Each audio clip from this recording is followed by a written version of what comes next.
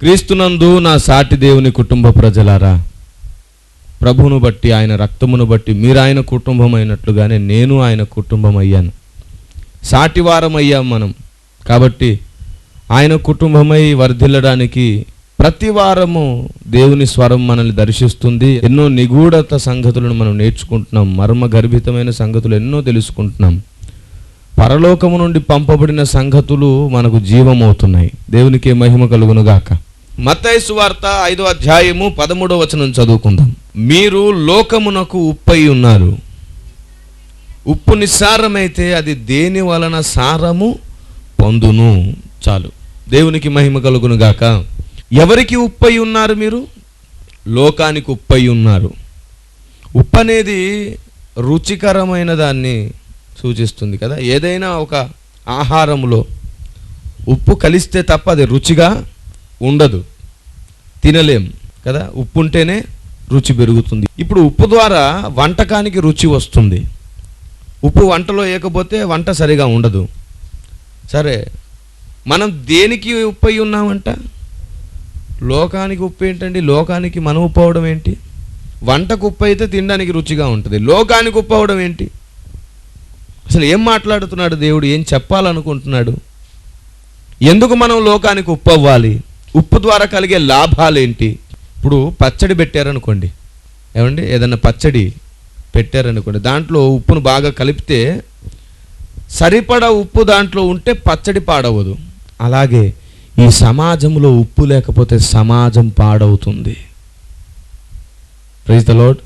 ఉప్పు లక్షణం ఏంటంటే ఒకదాన్ని రుచిగా మారుస్తుంది, ఎక్కువ కాలం నిల్వ చేస్తుంది, పాడవ్వకుండా చూస్తుంది. మీరు చూడండి, ఏ పదార్థమైనా సరే మీరు ఒక సంచిలో మూటగట్టి పక్కన పెట్టండి, పాడైపోతుంది అది. కానీ ఉప్పు మాత్రం ఎన్ని సంవత్సరాలైనా పాడవదు. ఉప్పు ఎన్ని సంవత్సరాలైనా పాడవదు కాక అవ్వదు. ఏమండి, ఇక దానికి మీరు గాలి తగిలేటట్టు నీళ్లు పడేటట్టు చేస్తే అది పాడైపోయింది. కానీ దాన్ని భద్రంగా జాగ్రత్తగా పక్కన పెడితే ఎన్ని సంవత్సరాలకు కూడా అది పాడవదు. ఎందుకో తెలుసా? ఉప్పుని ఏ పురుగు తినదు. విషయం ఏంటంటే ఉప్పు అనేది పాడవదు, ఒకదాన్ని బాగు చేస్తుంది. కానీ అది కూడా పాడవ్వడానికి కొన్ని అవకాశాలు ఉన్నాయి. అదే జరిగితే అది నిస్సారం అవుతుంది, తొక్కడానికి తప్ప దేనికి పనికిరాదని చెప్తున్నాడు. ఈ ఉప్పును గురించి దేవుడు మనతో ఎందుకు మాట్లాడుతున్నాడు అంటే ఈ ప్రసంగం చివరిలో మీకు అర్థమైపోతుంది, అసలు విషయం అంతా అర్థమైపోతుంది.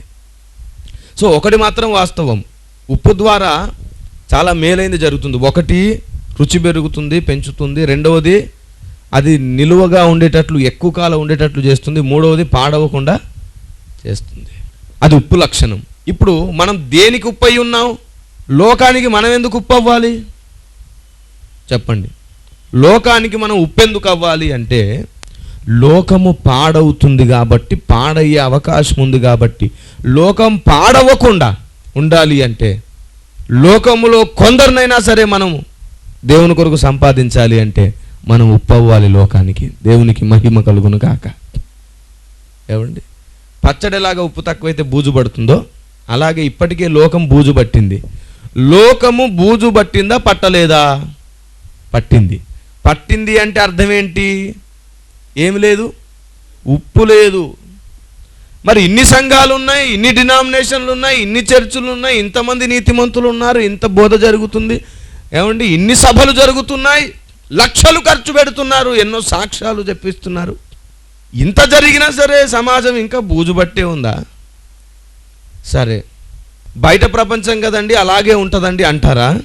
పోనీ క్రైస్తవ సమాజం సంగతి చెప్పండి. బూజు పట్టలేదా క్రైస్తవ సమాజానికి? పట్టింది కదా. మరి క్రైస్తవ సమాజము బూజు బట్టి లోకము, బాహ్య ప్రపంచము బూజు బట్టి, ఈ రెండు బూజు బట్టి పాడైపోతుంటే దేవుడు చెప్పిన ఉప్పు ఎక్కడుంది? ఉప్పు ఎక్కడుందండి? మీరు లోకమునకు ఉప్పు అయి ఉన్నారు. ఏది? సంఘానికి ఉప్పు లేదు, సొంత కుటుంబానికి ఉప్పు లేదు, అసలు వ్యక్తిత్వానికి కూడా ఉప్పు లేదు. ఎవరికి వాళ్ళు పర్సనల్గా వాళ్ళ మనస్సాక్షిని మీరు పరీక్షించుకోండి. ఎన్నోసార్లు మన మనస్సాక్షికి విరుద్ధమైన పనులు మనం చేసాం అంటే ఉప్పు లేనట్టేగా కదా. ఉప్పు అనేది నమ్మకత్వానికి, విశ్వాసానికి, మంచి ప్రవర్తనకు, మంచి వ్యక్తిత్వానికి సూచన. అందుకే అంటారు కదా, నా ఉప్పు తిని నాకే వెనుపుట్టు పొడిసావు నువ్వు అంటారు. ఉప్పు తిని అంటే నేను వాడు బతికినంత ఉప్పే తింటున్నాడు ఇక కాదు కదా. నా ఉప్పు తిని అంటే అర్థం ఏంటి?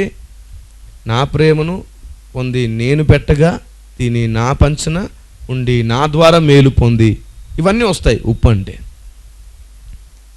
ఒకసారి ఆలోచించండి, మీరు లోకమునకు ఉప్పై ఉన్నారు అన్న మాట ఈరోజు సంఘాలలో నెరవేరిపోయిందా? పోనీ పర్సనల్గా నెరవేరుతుందా అంటే నెరవేరాలి. ప్రతి వ్యక్తిలో వ్యక్తిగతంగా అది నెరవేరితే ఒక్కొక్కడు కలిస్తేనే వేల మంది సంఘం అవుతారు. సంఘము లోకానికి ఉప్పు అయితే సమాజం బాగుపడుతుంది కదా. మీరు లోకమునకు వెలుగై ఉన్నారని కూడా అన్నాడు. ఎందుకు లోకానికి వెలుగవ్వాలి మనం అంటే చీకటిగా ఉంది లోకం. లోకం చీకటిగా ఉంది కాబట్టి మనం వెలుగవ్వాలి. లోకం పాడవుతుంది కాబట్టి మనం ఉప్పు అవ్వాలి.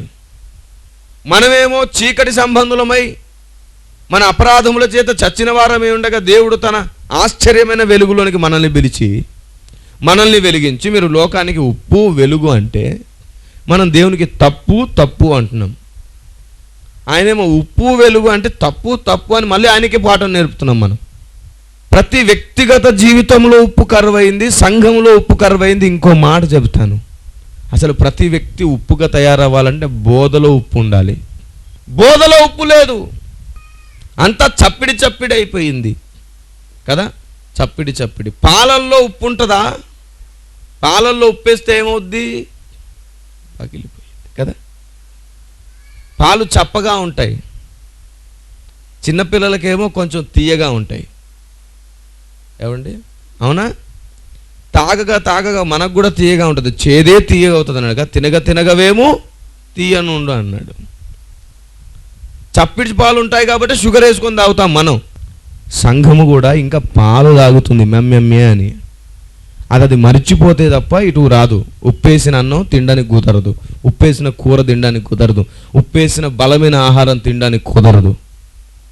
నేనన్నట్ల బైబిల్ అంటుంది హెబ్రీ 5:12 మీరు పాలు తాగువారే కానీ బలమైన ఆహారం తినగలవారు కారు.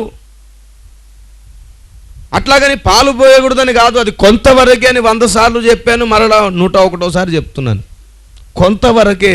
విశ్వాసి రక్షింపబడ్డ 2-3 సంవత్సరాలలో పాలు పోసే పని పెట్టుకోవాలి. తర్వాత అన్నప్రాసన్న కార్యక్రమం జరగాలి, ఆహారం మెల్లిమెల్లిగా అలవాటు చేయాలి.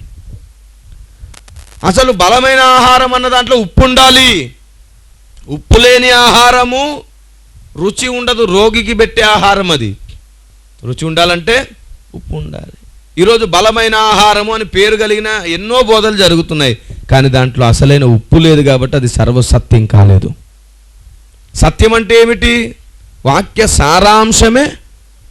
ఇప్పుడు ఉప్పులో కూడా ఏముంది? సారం ఉంది. చరిత్రలను వాక్యానికి ముడిపెట్టి విచిత్రంగా అల్లిక చేసి వాగ్ధాటితో బోధించే ఎందరో యథార్థ సేవకులు ఉన్నారు. వాళ్ళ ద్వారా దేవుని నామం గణపరచబడుతుంది. కానీ అదే బలమైన ఆహారం అని భ్రమపడద్దు సంఘం. అది కాదు బలమైన ఆహారం, అది పాలల్లో బిస్కెట్ లాంటిది అంతే. బలమైన ఆహారం కాదు అది. అప్పుడప్పుడు పాలు తాగేవాడు సడన్గా బిస్కెట్ తింటుంటే, పాలలో ముంచుకొని తింటుంటే ఓహో దీంతో కలిపి తినాలన్నమాట అని వానికి అర్థమైంది. అది పాల లాంటిదే, దాంతో కలగలిపి తినేదే. చరిత్ర కానీ ఏదైనా కానీ జరిగిన సంగతులు కానీ భక్తుల జీవిత చరిత్రలు కానీ. ఉప్పు అంటే ఏంటండి? సారము, సత్యసారము. అది ఎక్కడి నుండి వస్తుందండి అంటే పరము నుండి వస్తుంది. దేవునికి మహిమ కలుగును గాక. ఇప్పటివరకు నేను చెప్పిన కోణము మీకు అర్థమవడానికి ఒక్కవైపే చెప్పాను. ఇప్పుడు ఇంకా అసలు కోణంలోనికి అడుగు పెడుతున్నాను, వినండి జాగ్రత్తగా. సో ఒకటైతే అర్థమైంది కదా, అనేకులు ఉప్పుగా మారాలంటే బోధలో ఉప్పు ఉండాలి, అది బలమైన ఆహారం అవుతుంది. అప్పుడు దేవునికి మహిమ కలుగును గాక. Praise the Lord. కాబట్టి ఇది ఎప్పుడు మర్చిపోకండి, దయచేసి ఎప్పుడు మర్చిపోకండి. బోధలో ఉప్పు ఉండాలి, అప్పుడు ప్రతి వ్యక్తి ఉప్పు గలవాడవుతాడు. దేవునికి స్తోత్రం. సరే, అసలు ఈ ఉప్పు ఎక్కడి నుండి వస్తుంది? ఉప్పు ఎక్కడి నుండి తీయబడుతుంది? మనుషులు ఎలా తయారు చేస్తారు ఉప్పుని అంటే మనుషుడు ఎలా తయారు చేయడం కుదరదు. అది న్యాచురల్గా రావాలి, తప్పదు. న్యాచురల్గా వచ్చిన దాన్ని వాడు పోగు చేసుకొని సరిచేసి దానికి ఇంకేదైనా జోడించుకోవాల్సిందే. కానీ వీడు దాన్ని తయారు చేయడం ఎలాగూ కుదరదు. విత్తనాలు వేయడం కుదరదు కదా, వీడు దాన్ని సాగు చేయడం కుదరదు. ఉప్పు సముద్రము లోపటి నుండి బయటకు వస్తుంది. ఉప్పు ఎక్కడి నుండి వస్తుంది? సముద్రం నుండి వస్తుంది. ఇప్పుడు మీరు లోకమునకు ఉప్పై ఉన్నారు అన్నాడా లేదా అంటే మనల్ని అన్నాడు. ఇప్పుడు ఉప్పు ఎక్కడి నుండి వస్తుంది? మరి మనం ఎక్కడి నుండి వచ్చాము? ఉప్పు సముద్రం లోపల నుంచి తీయబడింది అన్నమాట నిజమైతే మనం కూడా ఎక్కడి నుంచో తీయబడాలి. ఎక్కడి నుంచి తీయబడ్డాం? ఉప్పు సముద్రం నుంచి తీయబడ్డట్టే మనం కూడా సముద్ర జలాలలో నుండి తీయబడ్డాం. అనగా సముద్ర జలములు అనగా విస్తారమైన ఆయా భాషలు మాట్లాడు జనములు, ప్రజలు అని అర్థం. ప్రకటన గ్రంథం 17వ అధ్యాయం 15వ వచనం చూడండి. మరియు ఆ దూత నాతో ఇలాగు చెప్పెను, ఆ వేశ్య కూర్చున్న చోట నీవు చూచిన జలములు ప్రజలను, జన సమూహములను, జనములను, ఆయా భాషలు మాట్లాడు వారిని సూచించును. దేవునికి మహిమ కలుగును గాక. ఇప్పుడు చెప్పండి, సముద్రం దేనికి సాదృశ్యం?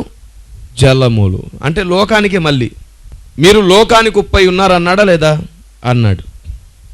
లోకం దేనికి సాదృశ్యం? సముద్రం. సముద్రం = లోకం అని సీక్వెన్స్ చెప్పుకోవచ్చు. బైబిల్లో విస్తార జలములు అనగా సముద్రాన్ని జనములతో పోల్చాడు దేవుడు.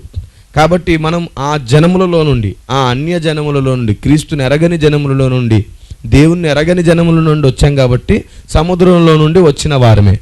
మరలా సముద్రానికే ఉప్పు అవ్వడం ఏంటండి? బోళ్ళంత ఉప్పు లోపట ఉంటే సముద్రం నీళ్ళు తాగడానికి పనికొస్తాయా? కదా, పనికిరావు. కొంచెం కూడా తాగలేం. చేదుగా, ఘాటుగా, ఒగరుగా, ఉప్పుగా, భయంకరంగా ఉంటాయి అవి. ఓడ ప్రయాణం చేసే వాళ్ళు ఎప్పుడు మంచినీళ్ళు దగ్గర పెట్టుకుంటారు తెలుసా? అవునా? సముద్రంలో ప్రయాణం చేస్తే మంచినీళ్ళు ఖచ్చితంగా దగ్గర ఉండాలి. అలాగే లోకంలో ప్రయాణం చేసేవాడికి కూడా జీవజలం ఎప్పుడు దగ్గర ఉండాలి. Praise the Lord. లేదంటే చచ్చు ఊరుకుంటాడు. క్షణాల్లో, నిమిషాల్లో, గంటల్లో ఎప్పుడైనా పోవచ్చు ప్రాణం. సముద్ర ప్రయాణం చేసేవాడు ఎప్పుడు లోపల నీళ్లు పెట్టుకొని పోవాలి, మంచినీళ్ళు. ఎందుకంటే అరే మంచినీళ్ళు పెట్టుకొని ఎందుకు పోవాలండి, మనం పోయేదే నీళ్ళ మీద కదా అంటే అవి తాగడానికి పనికొచ్చే నీళ్ళు కాదు బాబు. అవి తాగితే చచ్చిపోతాం. కాబట్టి నీళ్ళకున్న ప్రాముఖ్యత అప్పుడు తెలుస్తుంది. కొన్ని పరిస్థితుల్లో కొన్నిటి ప్రాముఖ్యత అప్పుడే తెలుస్తుంది. అందుకే దేవుడు అన్నిటిని అనుమతిస్తుంటాడు శోధనగా, పరీక్షగా. అనుమతి లేకుండా శోధన మన జీవితంలోనికి రానే రాదు. అనుమతించాడంటే అది మనం రుచి చూడాలి. ఎందుకు రుచి చూడాలంటే అది అక్కడ రుచి చూడకపోతే ఇంకెక్కడ అర్థం కాదు. Praise the Lord. అందుకే నేనేం చెప్పాను, ఏదైనా వస్తే దాన్ని తీసివేయమని అడగొద్దు, ఎదిరించే శక్తి ఏమని అడగాలి. ఎందుకన్నానంటే అది అప్పుడు రుచి చూడకపోతే ఇంకా ఎప్పుడు రుచి చూడే అవకాశం దొరకదు. ఇంకా భక్తి సాధనకు సరిపోం మనం. Praise the lord. నిందలైన, ఒంటరితనమైన, అవమానమైన, లోకం వెలివేయడమైన, కుటుంబ సభ్యులు ఒంటరి చేయడమైన, మనల్ని అనుమానించడమైన, అపార్థం చేసి ఏదైనా సరే అనుభవించాలి. అయితే తప్పు చెయ్యకుండా అనుభవించాలి, అది నిజం కాకుండా అనుభవించాలి. నిజం చేసి నేను చేసేది కరెక్టే, నన్ను అనుమానిస్తున్నారు ఏంటి అనడం మూర్ఖత్వం, తెలివి తక్కువతనం. దేవుని ప్రజలారా గుర్తుంచుకోండి, ఇది ఎప్పుడు మర్చిపోవద్దు. కానీ మనం లోకానికి ఉప్పు అవ్వాలన్నట్టుగా మరలా సముద్రానికి ఇంకొక ఉప్పు ఎట్లా కావాలి? ఏం అవసరం అంటే ఇక్కడ విడదీయబడిన తర్వాత బాహ్య ప్రపంచపు ఉప్పు మరలా సముద్రానికి పనికిరాదు. కానీ ఈ దైనందిన మన జీవితంలో ఖచ్చితంగా మనం లోకం నుండి వేరు చేయబడిన తర్వాత లోకానికి ఉప్పెందుకు అవ్వాలంటే ఖచ్చితంగా లోకంలో చాలామంది దేవుని పిల్లలు రక్షింపబడాలి కాబట్టి. Praise the Lord. ఒకడు ఉప్పు అయితే తప్ప వెలుగు అవ్వలేడు. ఒకడు వెలుగైతే తప్ప లోకాన్ని వెలిగించలేడు. వీడు వెలగాలంటే ముందు ఉప్పు అవ్వాలి. ఉప్పు అయ్యే అనుభవంలోకి వస్తే వెలుగుతాడు. వెలిగిన అనుభవంలో వస్తే ఇంకొంతమందిని వెలిగిస్తాడు. Praise the lord. అది ఒకసారి మర్చిపోవద్దు. కాబట్టి ఎక్కడి నుంచి తీయబడుతుంది? యెషయా గ్రంథము 43వ అధ్యాయం 2వ వచనం చూడండి. నీవు జలములలో బడి దాటునప్పుడు నేను నీకు తోడై ఉందును అన్నాడు. ఇప్పుడు మనము కూడా ఈ లోకమనే జలములలో బడి నడుస్తున్నప్పుడు మనకి ఏం తోడుండాలి? జీవజలమయున్న దేవుడు తోడై ఉండాలి. దేవునికి స్తోత్రం కలుగును గాక. ఇప్పుడు అర్థమైందా? సముద్రంలో ఒక వ్యక్తి ప్రయాణం చేస్తున్నప్పుడు మంచినీళ్ళు ఎలాగ తోడుండాలో, అలాగే లోకంలో ప్రయాణం చేస్తున్నప్పుడు జీవజల నది అయిన దేవుడు కూడా మనకు తోడై ఉండాలి. ఆమేన్. చూడండి ఒకసారి ఇంకొంచెం ముందుకు వెళ్దాం. కీర్తనలో 18వ కీర్తన 16వ మాటలో భక్తుడు ఏమంటున్నాడు చూడండి. ఉన్నత స్థలము నుండి చేయి చాపి ఆయన నన్ను పట్టుకొనెను, నన్ను పట్టుకొని మహాజలరాశులలో నుండి తీసేను. ఒక్క నిమిషం ఆలోచించండి. ఏమంటే దావీదు భక్తుడు అంటున్నాడు, దేవుడు నన్ను జలరాశులలో నుండి తీశాడంట. దేవుడు ఎక్కడున్నాడు? పైన ఉన్నాడు. ఈయన ఎక్కడున్నాడు? నీళ్ళల్లో ఉన్నాడు. ఏం చేశాడు దేవుడు? చేయి చాపి తీసుకొచ్చాడు బయటికి. అవును, బైబిల్ ప్రకారంగా జలములు అనగా సముద్రములు లోకానికి సాదృశ్యం. భక్తులు కూడా ఎక్కడి నుంచి తీయబడ్డారంట? దేవుడు కూడా అంటాడు, నేను మిమ్మల్ని లోకము నుండి వేరు చేశానంటాడు. చూడండి ఒకసారి యోహాను సువార్త 15:19లో, మీరు లోక సంబంధులైన ఎడల లోకము తన వారిని స్నేహించును, అయితే మీరు లోక సంబంధులు కారు, నేను మిమ్మల్ని లోకము నుండి ఏర్పరచుకొంటిని. అంటే ఇప్పుడు సముద్రం నుండి మనల్ని ఏం చేశాడు దేవుడు? వేరు చేయబడిన ఆ పదార్థం ఏమవ్వాలి? ఉప్పు అవ్వాలి. ఉప్పు అవ్వకుండా నువ్వు ఉప్పు రుచిని చూపించకుండా ఉన్నావంటే నిస్సారమైనదని, రుచి లేనిదని వెంటనే బయటపడేస్తారు. నీలో రుచి పెరగాలి. వేరు చేయబడిన తర్వాత రుచి పెరగాలి. రుచి ఎలా పెరుగుతుంది అంటే కేవలము వాక్యమే నీలో రుచి పెంచగలుగుతుంది. దేవునికి స్తోత్రం కలుగును గాక. ఆయనను గూర్చి నువ్వు ఎంత తెలుసుకుంటావో, ఆయన వ్యక్తిత్వాన్ని నీలో ఎంత ఇముడ్చుకుంటావో, ఎంత భక్తి సాధన చేస్తావో, ఎన్ని శోధనలు వచ్చినా సరే నువ్వు ఎంత నిలకడగా ఉంటావో, నీ తీర్మానం, నీ వ్యక్తిత్వం నిన్ను రుచిగలవానిగా చేస్తుంది. దేవునికి స్తోత్రం కలుగును గాక. ఆమేన్. ఇప్పుడు నీళ్ళల్లో నుండి తీయబడిన వారు, యోనా భక్తుడు కూడా నీళ్ళలో నుండి తీయబడ్డాడు. ఒకసారి గుర్తుందా? ఎట్లా తీయబడ్డాడు? తనేదో తప్పు చేసిన మరల తనని నీళ్ళలో పడేశారు. అతను ఉప్పు కాబట్టి మరల నీళ్ళలోంచి బయటకు వచ్చాడు. నీతిమంతుడు 7 మార్లు పడినను అనగా నీతిమంతుడు = ఉప్పు అని సీక్వెన్స్ రాసుకోవచ్చు, నో ప్రాబ్లం కదా. ఈ ఉప్పు అయిన వాడు ఎన్నిసార్లు ఎక్కడ పడ్డా సరే మరలా బయటకు వస్తాడు. యోనా భక్తుడు నీళ్ళలో పడివేయబడ్డా సరే దేవుడు మరలా ఒక మత్స్యమునకు ఆజ్ఞాపించాడు. చాలా పెద్ద మత్స్యం. చాలామంది అన్నారు యోనాతో పాటు మత్స్యం కూడా ఉపవాసం ఉండేను అని, ఉపవాస ప్రార్థనలకు ఉపయోగపడుతుందని దాన్ని కూడా ఉపవాసం ఉంచారు. పాపం వీళ్ళు ఉపవాసం ఉండలేదు నాయన, అది ఎప్పటికీ సాధ్యపడదు. ఉపవాసం ఉండడం కుదరదు. మరి ఎందుకంటే మౌనంగా ఉందంటే యోనాను మింగిన తర్వాత వెళ్ళిపోయి ఒక చోట నేల భాగాన ఉండిపోయింది. అదంతే. అప్పుడు దాని అసలు స్వభావం ఏదైతే ఉందో, ఆ నైజం ఏదైతే ఉందో, దేవుడు వాటన్నిటిని తారుమారు చేసి దాన్ని ఒక బొమ్మలా చేసి పెట్టాడు అనమాట అక్కడ. అంటే అర్థం ఏంటంటే అరుగుదలను ఆపేశాడు, ఆకలిని ఆపేసాడు. ఏమండి, అది చేప ఒక దగ్గర ఉండదు, దానికి తిరగాలనే మనసు లేకుండా చేశాడు. ఎందుకంటే తిరిగినా సరే అరిగిపోతాడు. తిరిగినా మీకు తెలుసు, చేప తిరగకపోతే దాన్ని తిన్నది అరగదు. అలాగున చేప కదిలితే అది అరిగిపోతాడు. కాబట్టి దేవుడు ఏం చేశాడంటే చేపను కదలకుండా, ఏమండి ఓ మాట చెప్పాలంటే కోమా స్టేజ్లోకి తీసుకెళ్ళాడు. ఇప్పుడు ఎవరైనా కొత్తవి చెప్తున్నారు, బైబిల్లో ఆధారం లేని చెప్తున్నారంటే సైంటిఫిక్ రీజన్స్ అవన్నీ కదా. ఇప్పుడు చేప కదలకుండా ఉండాలి. దాని సహజ లక్షణం ఏంటి? కదలకుండా ఉండడం కుదరదు, ఖచ్చితంగా కదులుతుంది. ఆ సహజ లక్షణాన్ని పోగొట్టుకున్నారంటే అర్థం ఏంటి? ఎవరు తీసేశారు? పెట్టిన దేవుడే తీసేసారు. అలా ఉండిపోయింది అంతే. మరలా దేవుడు ఆజ్ఞాపించేంత వరకు కదలలేదు కదా. అందుకే అంటాడు, నేను మూయగా తెరవగలవాడేవుడు, నేను తెరవగా మూయగలవాడేవుడు. కాబట్టి ఏ మత్స్యమా ఆగు అక్కడ అన్నాడు, అంతే, ఆగిపోయింది. ఎందుకు ఏంటి ఏం మాటలు లేవు. లోనున్న వ్యక్తి బయటపడే వరకు, తర్వాత బయటపడ్డాడు. ఇప్పుడు ఎక్కడి నుంచి బయటపడ్డాడు? చేప గర్భం నుండి బయటపడ్డాడన్నది నిజమా? నీళ్ళలోంచి బయటపడ్డాడన్నది నిజమా? నీళ్ళలోంచి తీయబడ్డాడు యోనా కూడా, చేపకు ఆజ్ఞాపించగానే బయటకు వచ్చి. ఇప్పుడు దావీదు కూడా ఏమన్నాడు 18వ కీర్తన 16వ వచనంలో, జలరాశి నుండి దేవుడు నన్ను పైకి, అంటే దావీదు కూడా నీళ్ళలో పడ్డాడా? దావీదు ఓడెక్కినట్టు ఎప్పుడు మనకు కనబడలేదే కదా. దావీదు ఓడ ప్రయాణం చేసినప్పుడు ఎప్పుడన్నా చూసాం మనం. అరణ్యంలో వెళ్ళాడు కదా, గుహల్లో వెళ్ళాడు. సముద్ర ప్రయాణం ఎప్పుడైనా చేశాడు దావీదు అంటే ఏమో తెలియదు, మనకు బైబుల్లో అయితే రాయబడలేదు. చేసి ఉండొచ్చేమో, చేసినా పడ్డాడా ఏమో. మరి ఇప్పుడు పడి లోపల నుంచి బయటకు వచ్చానంటున్నాడు కదండి. అంటే ఈ జలములు ప్రవక్త అయిన దావీదు నోట దేవుడు ఎందుకు పలికిస్తున్నాడంటే, ఈ జలములు అనగా లోకము అని అర్థం. Praise the lord.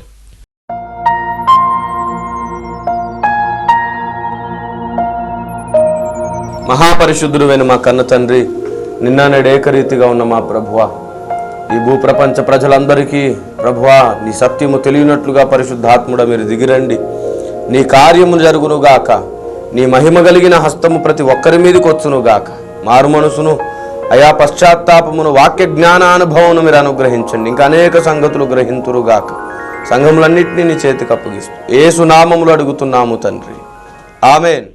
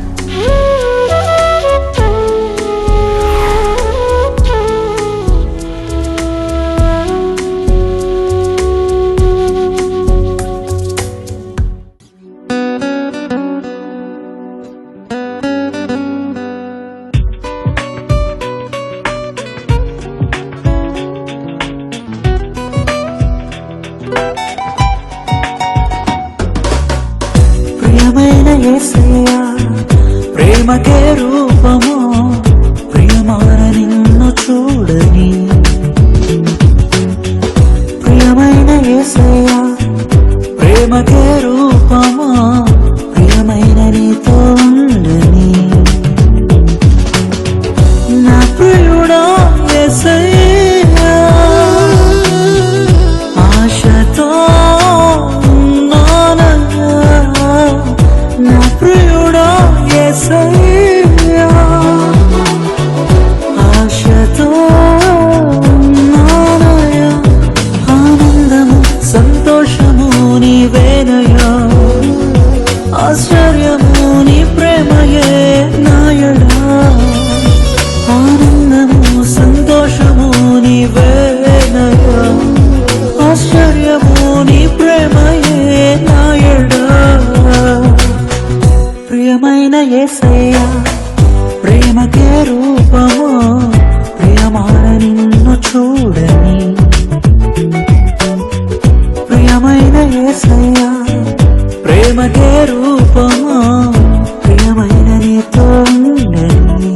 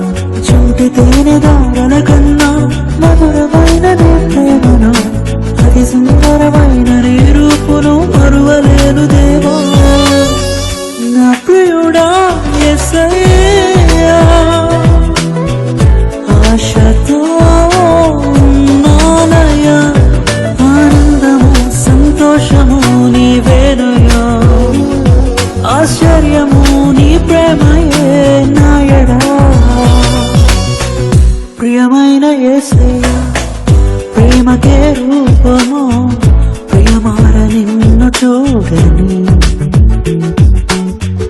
ప్రియమైన యేసయ్యా ప్రేమకే రూపము ప్రియమైన నీతో ఉండని